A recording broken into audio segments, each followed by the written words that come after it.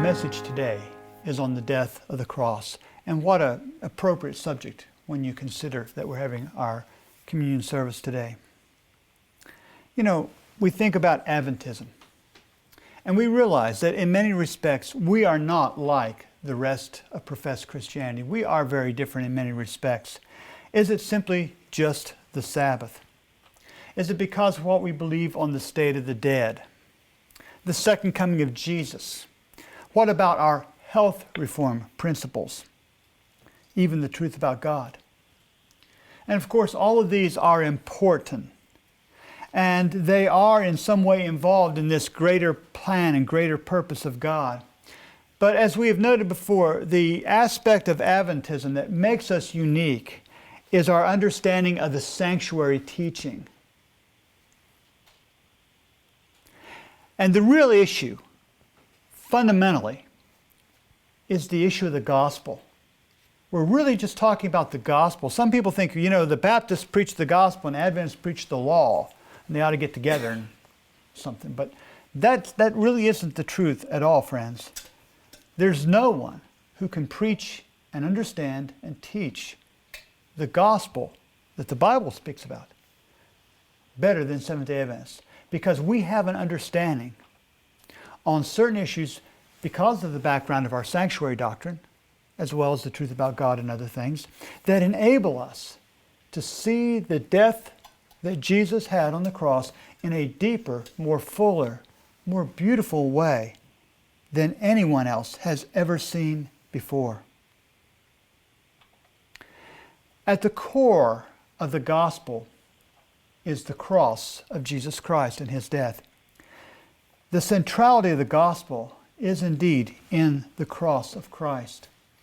In Philippians chapter 2 and verses 3 through 9, the Apostle Paul says, "Let nothing be done through strife or vainglory.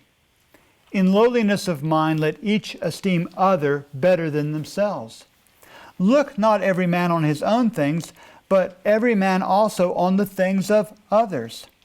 Let this mind be in you, which was also in Christ Jesus, who being in the form of God, thought it not robbery to be equal with God," verse 7, "but made himself of no reputation, and took upon him the form of a servant, and was made in the likeness of men. And being found in fashion as a man, he humbled himself, and became obedient unto death, even the death of the cross. And because of the death of the cross, God also hath highly exalted him, and given him a name which is above every name." Why is the death of the cross so important? While Paul and other inspired writers mention doctrines such as the incarnation, the life of Christ, His resurrection, His ascension, His high priestly ministry, the emphasis was upon the cross. And while it's true every week we come together to remember the Sabbath day to keep it holy, there is only one other event that we are told as Christians to commemorate on a regular basis. We are not told to commemorate the resurrection on a regular basis. I know a lot of professed Sunday keepers, they say, well, we keep Sunday in honor of the resurrection, but there's no command to do that. We understand that. We don't keep a day regularly to commemorate the incarnation of Christ. I mean, you know, even this idea of Christmas, it's not something biblical that we are commanded to do, you know, which would commemorate the incarnation of Christ.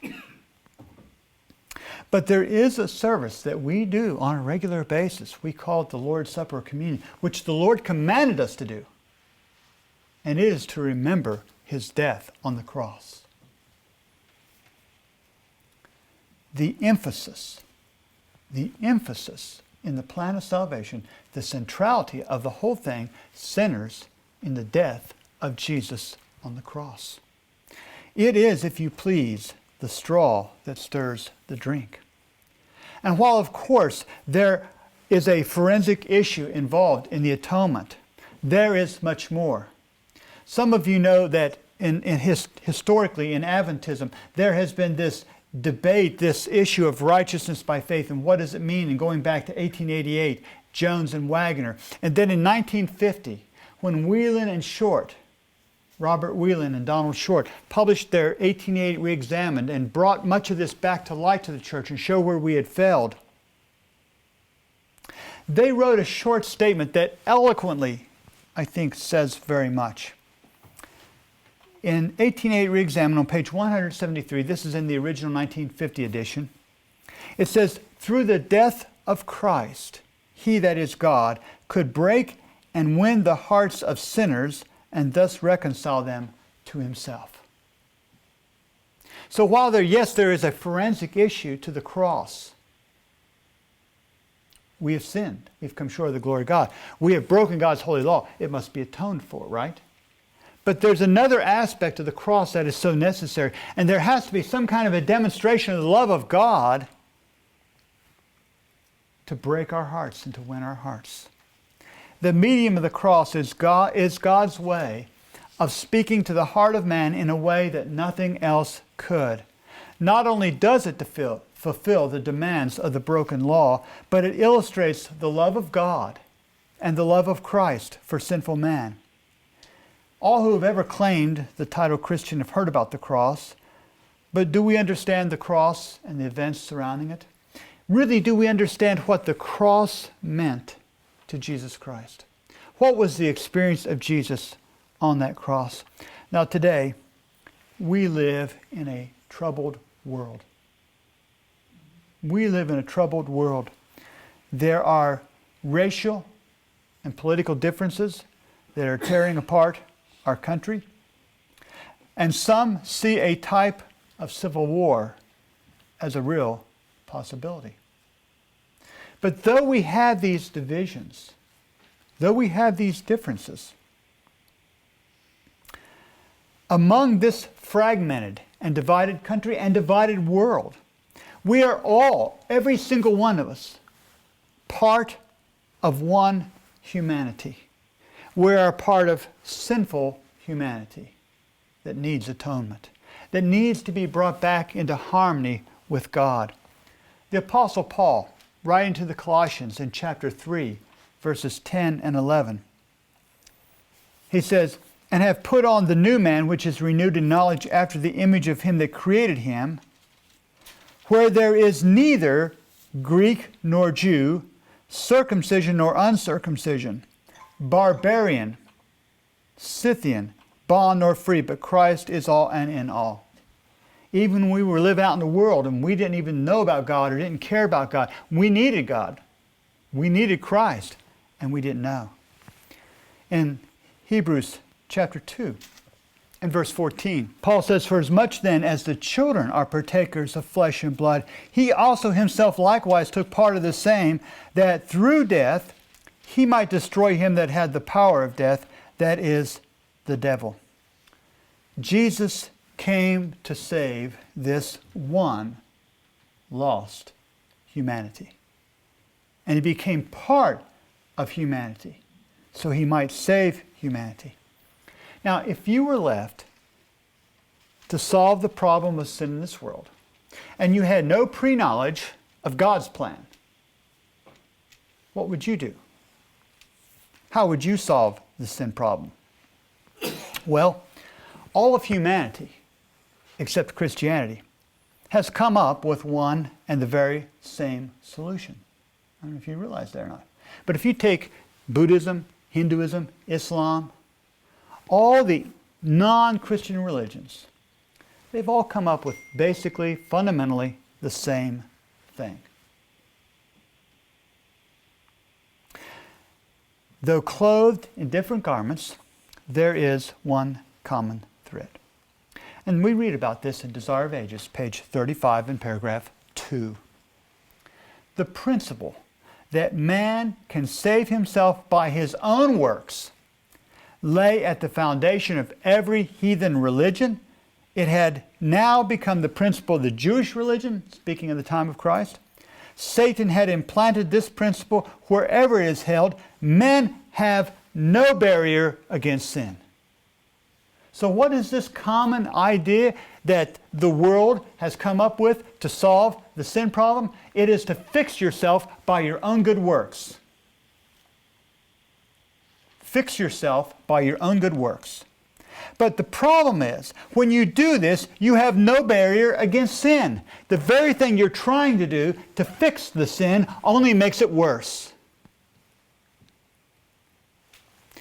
The great problem of sin, again, is only made worse. And of course, God knew such a solution would not work, and instead, He did something that none of us would have ever conceived. He devised a cross. And this is the greatest evidence that God is real and true and loves us. But why a cross? Why does God's plan have a cross? What does the cross say about sin and our dull senses? That it would not only take death, but death upon the cross, and yet specifically the death of the cross that Jesus died to save mankind. Now in Philippians chapter 2, we read a little bit earlier, verses 6 and 7. And let me read those again. Philippians 2:6, speaking of Jesus, who being in the form of God, thought it not robbery to be equal with God, but made himself of no reputation, and took upon him the form of a servant, and was made in the likeness of men. Now, we'll just do a short Greek lesson here. I've put on the screen, for those who can see it here, the actual first part of this text here in verse 7. But made himself of no reputation, alla autou kino. And the word order is a little out. It's a little different in the Greek than the English. The English syntax is slightly different. But literally it says, but himself emptied. But himself emptied. This part that we translate, but made himself of no reputation, literally comes from these three words. It says, but himself emptied. Now, kino is a word that means to make empty, to abase, neutralize, falsifies, to make of none effect, or to make vain. It comes from kinos, which is a noun form of the word, which means empty or vain. So it's a verb form of the noun kinos. Okay? And to show you how this word is used in the New Testament, I have this translation ring graph. And you see it's translated made of none effect, made void, in vain, and then made of no reputation, like we see in Philippians 2:7. But for example, in Romans 4:14, for if they which are of the law be heirs, faith is made void, kinos, and the promise made of none effect. So when it says here that Christ emptied himself, it's like he made himself void or of none effect. He emptied himself of that form of divinity to take the form of man. The Greek word is morphe, form, or sometimes even translated nature. He set aside the nature of God to become the nature of man. Ellen White eloquently wrote it this way in Desire of Ages on page 48 in paragraph 6. It would have been an almost infinite humiliation for the Son of God to take man's nature even when Adam stood in his innocence in Eden. But Jesus accepted humanity when the race had been weakened by 4,000 years of sin. Like every child of Adam, he accepted the results of the working of the great law of heredity. What these results were is shown in the history of his earthly ancestors. He came with such a hereditary to share our sorrows and temptations and to give us the example of a sinless life. In other words, you think about Adam before the fall versus Adam after the fall. Adam before the fall, pure, holy.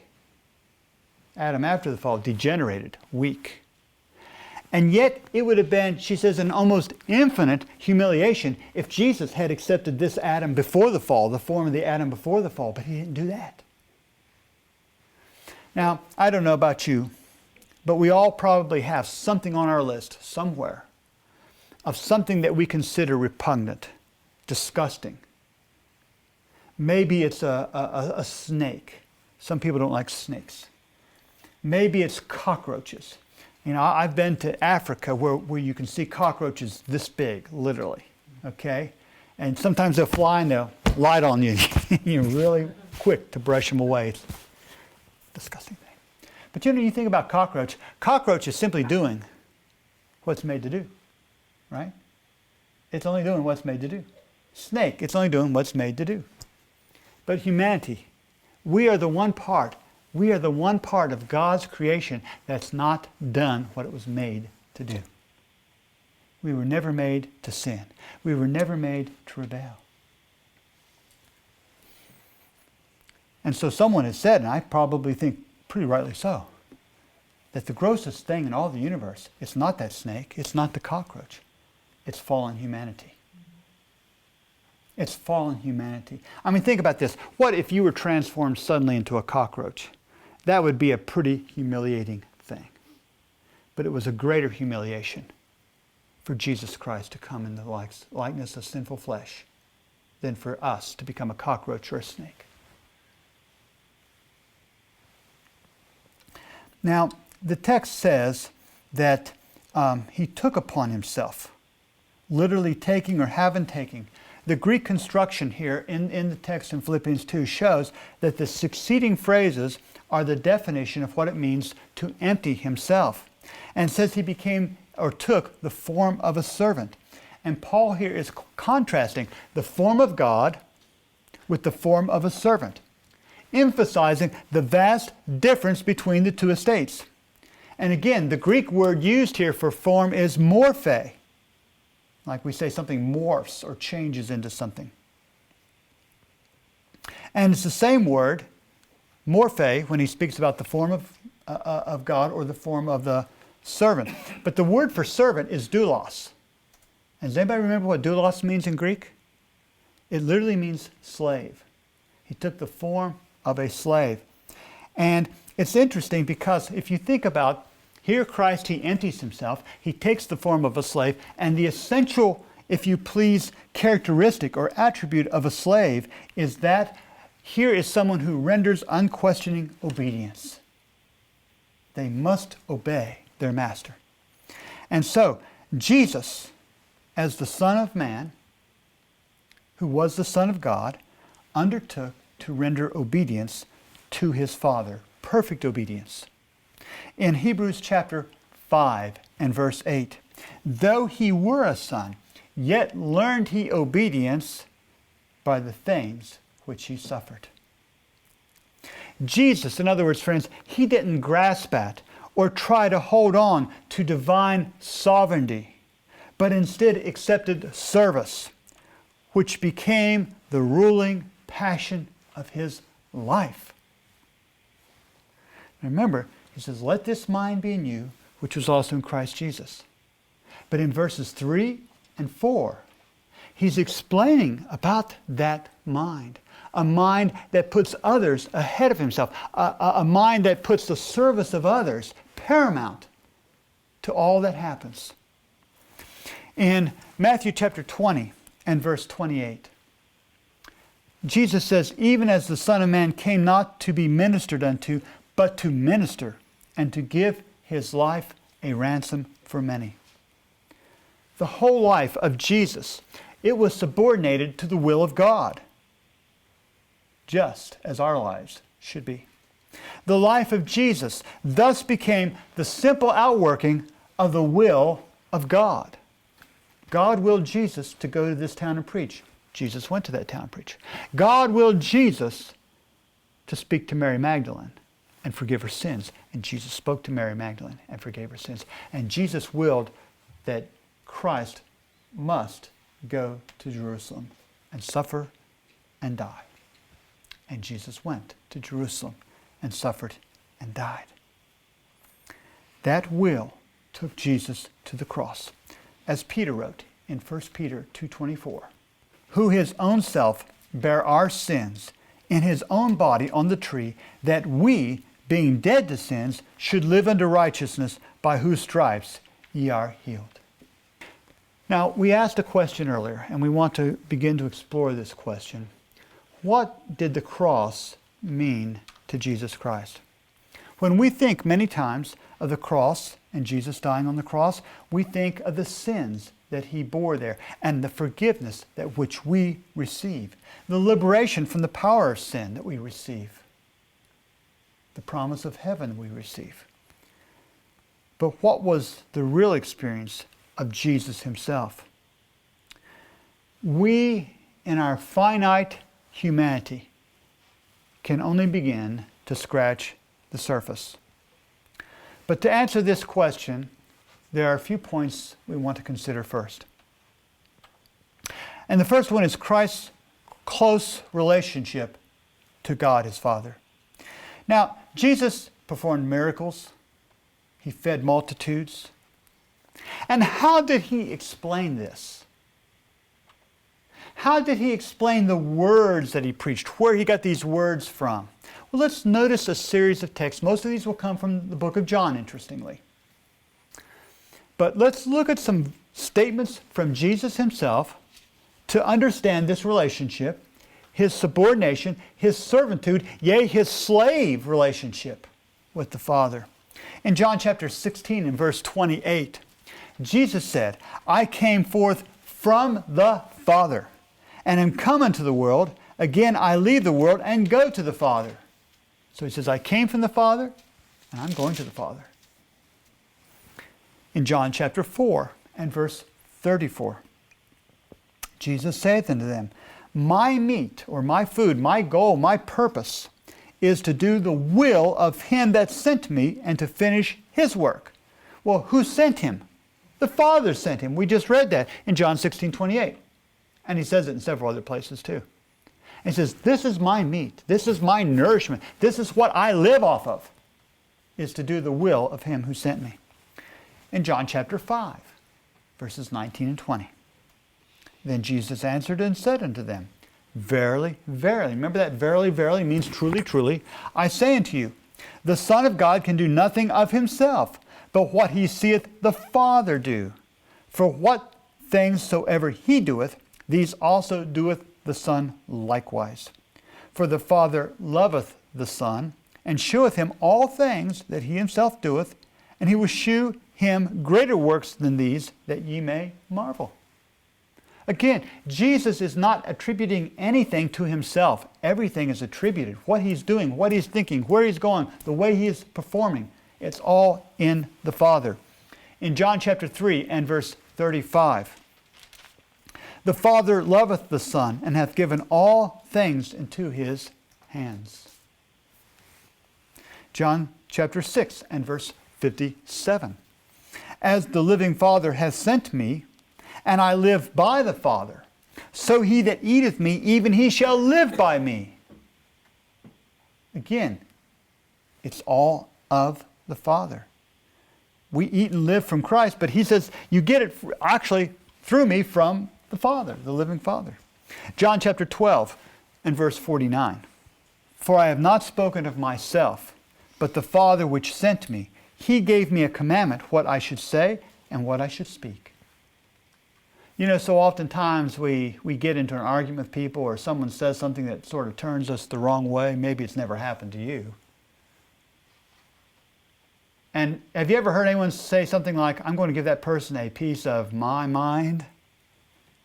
Maybe you've done it yourself occasionally. Maybe. Jesus never did that. Jesus never did that. He says that what I say is what the Father gave me to speak. In John chapter 14 and verse 31, but that the world may know that I love the Father, and as the Father gave me commandment, even so I do. Arise, let us go hence. Jesus says, I'm doing what the Father told me to do. He's given me a commandment. I'm going to do it. And then when Jesus was going to raise Lazarus from the dead, He said some things that he didn't have to say, but he said them to make a point. And notice in the story, in John 11, verse 41, then they took away the stone from the place where the dead was laid. That's Lazarus, of course. And Jesus lifted up his eyes and said, Father, I thank thee that thou hast heard me. Now, when you pray, most of the time when you pray, and Jesus told us most of the time we pray to go into our closet, into a corner and pray where other people can't hear you, right? But here's an exception. Jesus is praying, and he's praying out loud because he wants the people to hear his communion with God and to know what it is. He says, Father, I thank thee that thou hast heard me. Verse 42, and I knew that thou hearest me always, but because of the people which stand by, I said it, that they may believe that thou hast sent me. And when he had thus spoken, he cried with a loud voice, Lazarus, come forth. And he that was dead came forth, bound hand and foot with grave clothes, and his face was bound about him with a napkin. Jesus said unto them, loose him and let him go. Jesus says, you hear me, Father. And I'm saying this so that people know that. Let him come out. Lazarus, come out. And he came out.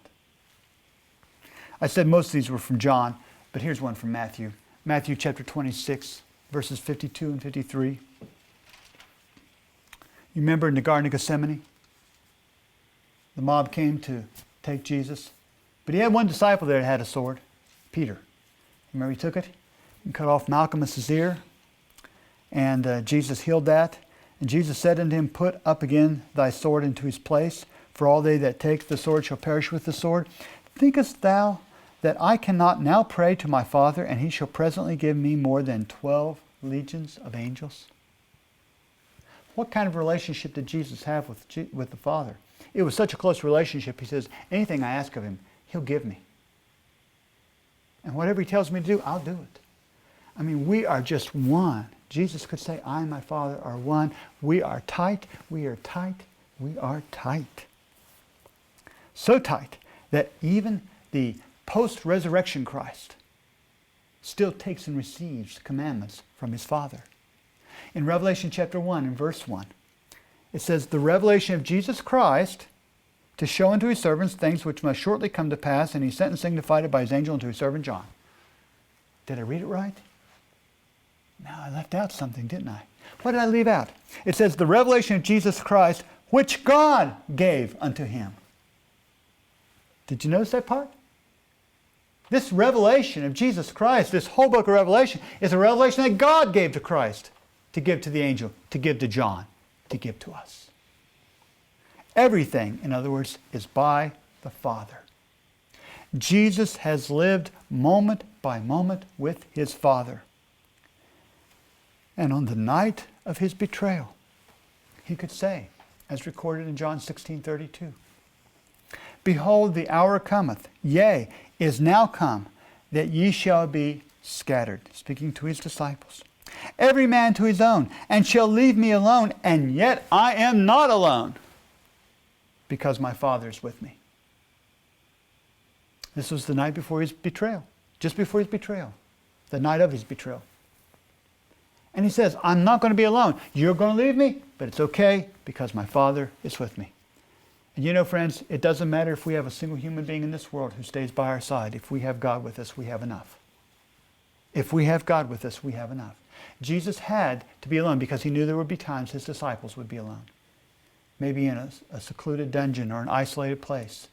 Not a human companion one, but if they have the Father, they have everything they need. In John chapter 8, verse 29, Jesus has said, and he that sent me is with me. The Father hath not left me alone, for I do always those things that please him. I'm always obedient. I always walk in his ways. I know he'll never leave me nor forsake me because I'm always obedient. Jesus continued his relationship with the Father even through the horrors of Gethsemane. In Matthew chapter 26 and verse 39. And he went a little further and fell on his face and prayed, saying, O my Father, if it be possible, let this cup pass from me. Nevertheless, not as I will, but as thou wilt. Jesus is having a terrible experience in Gethsemane, friends. It was not a cakewalk. But he says, not as I will, but as thou wilt, Father. You know, I think we all read stories sometimes that pull on our heartstrings, that make us a little sorrowful. I don't know if you've ever heard of Sudan, maybe, but here's a picture of Sudan. He was the last male northern white rhino on the planet. And here he's being comforted by one of his caregivers moments before he passed away in March of 2018. The picture evokes a certain amount of pathos to see this great, huge animal laying on the ground, dying, and here his caregiver is touching him gently, kneeling down beside him, touching him. His head is touching to the body of the rhinoceros, trying to give comfort. But friends, when Jesus was in Gethsemane, even his 3 closest disciples could not be right beside him, and neither could they watch and pray with him. They all went to sleep.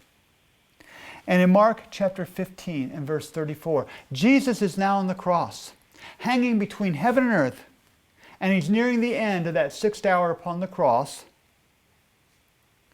which would be the 9th hour of the day. And at the 9th hour, Jesus cried with a loud voice, saying, Eloi, Eloi, lama sabachthani, which is, being interpreted, my God, why hast thou forsaken me? Oh, wait a minute. I don't understand this. Something's wrong here. Jesus says, why have you forsaken me? But earlier, he said, I am not alone. You shall all leave me, yet I'm not alone because my Father is with me. Earlier he said, and he that sent me is with me, because I always do those things that please him. And he knew that this was the will. In Gethsemane, the Father made it abundantly clear, it is my will, you go to the cross. And Jesus went to the cross. But now the Father has seemingly forsaken him. Jesus cannot see. He cannot feel. He cannot hear. He cannot experience, in some way, the presence of God. Because remember, there was a darkness. God brought a supernatural darkness to not only veil his Son from the people, but to veil himself from his Son. Now, I'm going to read to you a couple paragraphs from Testimonies, Volume 2. And sometimes when we read the testimonies, I mean, it's usually not like reading Desire of Ages. It's not like reading Acts of the Apostles or Patriarchs and Prophets. But friends, this, in my opinion, is the most powerful statement I've ever read in the Spirit of Prophecy. To me, at least. This is from Volume 2, page 209, paragraph 2, and then I'll read paragraph 3 after this. Jesus had united with the Father in making the world. Amid the agonizing sufferings of the Son of God, blind and deluded men alone remain unfeeling. The chief priests and elders revile God's dear Son while in his expiring agonies. Yet inanimate nature groans in sympathy with her bleeding, dying author. The earth trembles. The sun refuses to behold the scene. The heavens gather blackness. Angels have witnessed the scene of suffering until they can look no longer and hide their faces from the horrid sight. Christ is dying. He is in despair. His Father's approving smile is removed, and angels are not permitted to lighten the gloom of the terrible hour. They can only behold in amazement their loved commander, the majesty of heaven, suffering the penalty of man's transgression of the Father's law. Have you ever come upon a scene, maybe an animal's been run over, or a person maybe has been injured, and it just seems so horrific you just can't hardly stand to look at it? Have you ever had that experience? I'm sure you've had something like that. And here are angels, holy angels, angels who are righteous and good and pure. And they see what Christ is going through, and they cannot handle it. They cannot handle it. They must turn aside. They hide their eyes from this event. What is happening? Christ is dying, and Christ is in despair. Even doubts, continuing in paragraph 3 of 209, even doubts assailed the dying Son of God. He could not see through the portal of the tomb. Bright hope did not present to him his coming forth from the tomb a conqueror and his Father's acceptance of his sacrifice. The sin of the world, with all of its terribleness, was felt to the utmost by the Son of God. The displeasure of the Father for sin and its penalty, which is death, were all that he could realize through this amazing darkness. He was tempted to fear that sin was so offensive in the sight of his Father that he could not be reconciled to his Son. The fierce temptation that his own Father had forever left him caused that piercing cry from the cross, my God, why hast thou forsaken me?" Jesus, on the cross, seemingly forsaken of God, cannot see through the portals of the tomb. He affirms, at this point, he affirms the great decision that he had made from the foundation of the world. That yes, he will die for man. And even more than this, he will die for man even if it means he cannot be resurrected. Jesus had said before this, he said, 3 days I'll rise again, right? It had been prophesied he'll rise in 3 days. But have you ever been told about something, an experience that you were going to do, and then when you actually got into that experience, something you really didn't know much about, but when you got into it, you found out that the words were pretty meaningless, that the experience was so much more different than what someone explained it to you would be like? It's like when Ellen White speaks about the time of trouble, the great time of trouble. She says, that we cannot imagine what it's going to be like, that our words are vain right now. She says, usually the anticipation of something is worse than the reality, but not so in the great time of trouble. Friends, this was the great time of trouble for Christ. And even though he had these intellectual statements, what he was experiencing was so much greater. And the reason it was so much greater, really, is because all the way through, Christ had the assurances of his Father's presence. And he thought, when he got on the cross, no matter how bad it is, as long as my Father is with me, I can go through and do this. But now, to his appearance, the Father has forsaken him. Maybe this sin is so bad, so terrible, that God cannot save me from it. There will be no resurrection for me. Even if Jesus Christ must die eternally so that man can be saved, he will die eternally with no resurrection. And he does this so that we, sinful human beings, can have the same fellowship with the Father that he has had. He will bequeath unto man a life which will measure with the life of God and a relationship to God that he has had, even if he must perish. Now, we are very finite and God is very infinite. But I think even on our finite scale, think about that one person or two-piece persons or the children of your life, the spouse of your life, or whoever it is that has meant more to you than any individual ever. And that person is now going to die and you will never, ever see them again. You'll never have fellowship with that person again. Now we're talking about, a span of 50 years, 60 years, 70 years, maybe 80 years. With God, eternity past, whatever that is. And instead of mostly being a good relationship with an occasional misunderstanding or an occasional disgruntlement, perfect harmony and infinite purity. Jesus is going to give up all of that. All of the beauty that he has had with his Father for eternity so that I can be saved. Don't tell me God doesn't love you. God loves you enough, and Jesus loves you enough to do that. Now, what's harder, to die or to let someone else die? Well, that's a pretty hard question, isn't it? But the Father, I want to promise you, was suffering with Christ. He wanted to reach out. He wanted to help him. I think back the night before my son Hans died. He was 25 years old, and he had just the most terrible night you can imagine. He was in such pain, such discomfort. And I remember so often through the night, I had this washcloth, and I would take it and I would put it in cold water, and I would wring it out, and I'd put it on his forehead. And I would pray with him, and I would hold his hand, and I would hug him. You know, and he knew that I was there for him.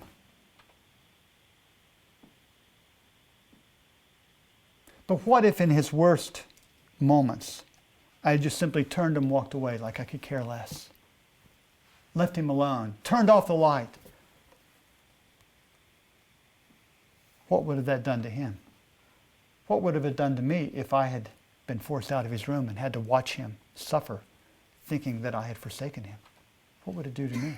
What would it do to you in a situation like that? I don't think any of us can really begin to understand in the depths of what Jesus and the Father did for us. But because, friends, because of our understanding of the gospel, we can take this deeper than anyone else can. And understand that Jesus, when he died, the death of the cross, it meant something great to him. In 1 John chapter 4 and verse 19, it says simply that we love him because he first loved us. And of course we know that that love was demonstrated to us at Calvary. Paul says in 2 Corinthians 5:14, "For the love of Christ constraineth us," or motivates us, "because we thus judge that if one died for all, then we're all dead." He died for all because we were all dead, and he needed to. But it's his love and dying for us that changes us and makes us different people.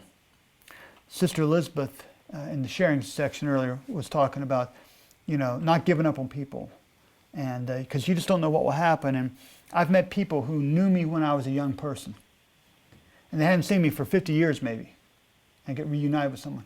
They say, "What do you do now?" "Well, I'm a minister." They say, "No, not you." I said, "Yeah, I'm a minister." "No, not you. You couldn't be a preacher. No way." They knew how I used to be. But God saved me by his grace, by the grace of Christ. And Jesus Christ, beloved, is the perfect revelation of the character of God.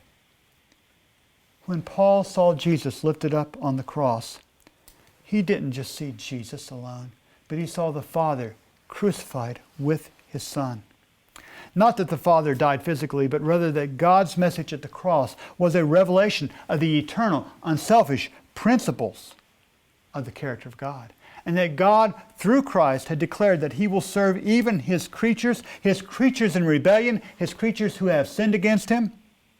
These creatures that he has made, he will serve them no matter the personal inconvenience, pain, or suffering to himself. God is willing to serve and save man at any cost to himself, referring to the charges that Satan made against God.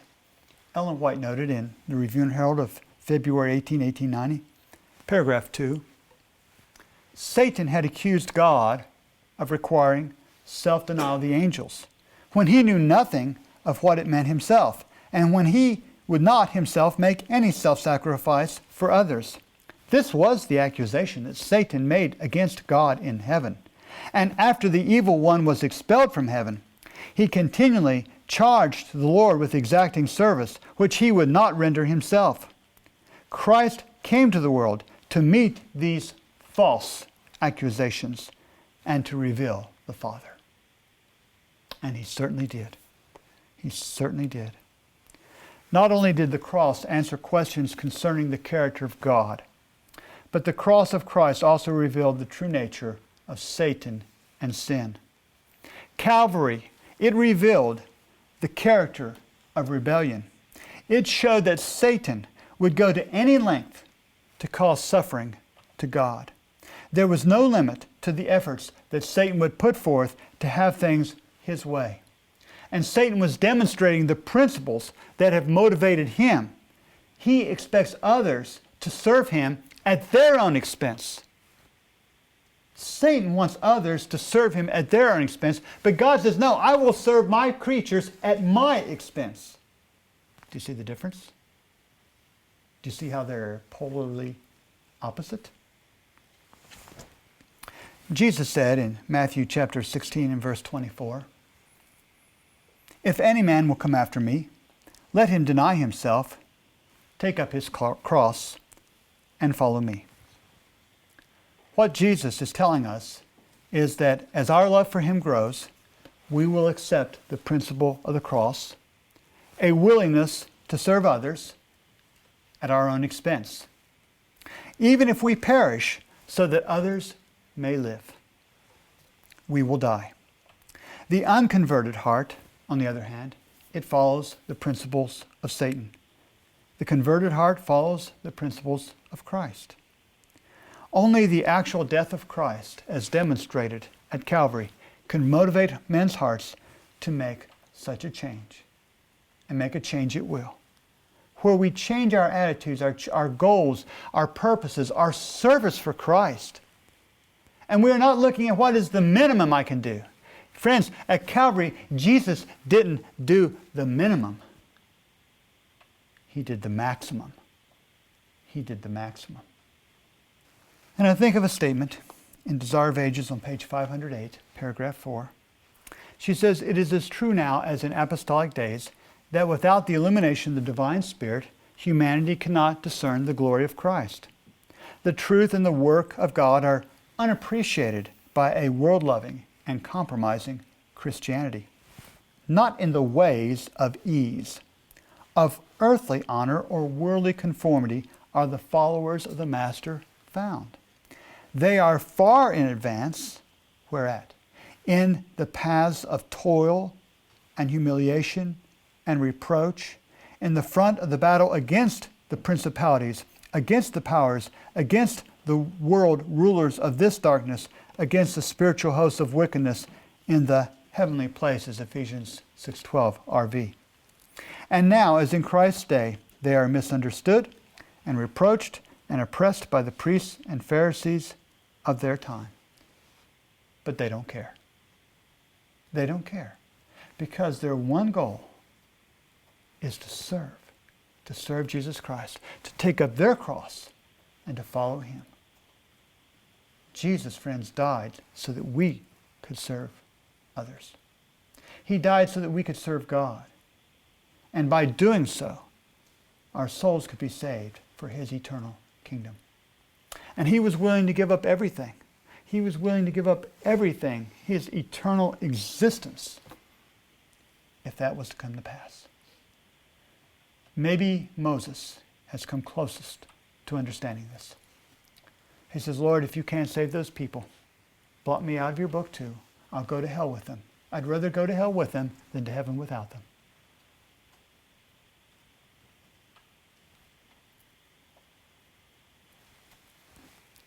The death of the cross. The death of the cross. That and that alone is the focus, the centrality of the gospel. And if we don't understand that, if we think that what Jesus experienced on the cross was something that he knew was going to happen, he's just play acting and he knows he's going to get resurrected, he knows everything in the end is going to be fine, and there's no real great sacrifice, especially if you believe it was only, just a, quote, human sacrifice, then where there really was no sacrifice. But it was real. And it was important. And this is what will change our hearts. This is what will transform us to become like God in character. May you accept that principle of the cross into your life. May you believe that principle of the cross in your life and live it day by day. And may God bless.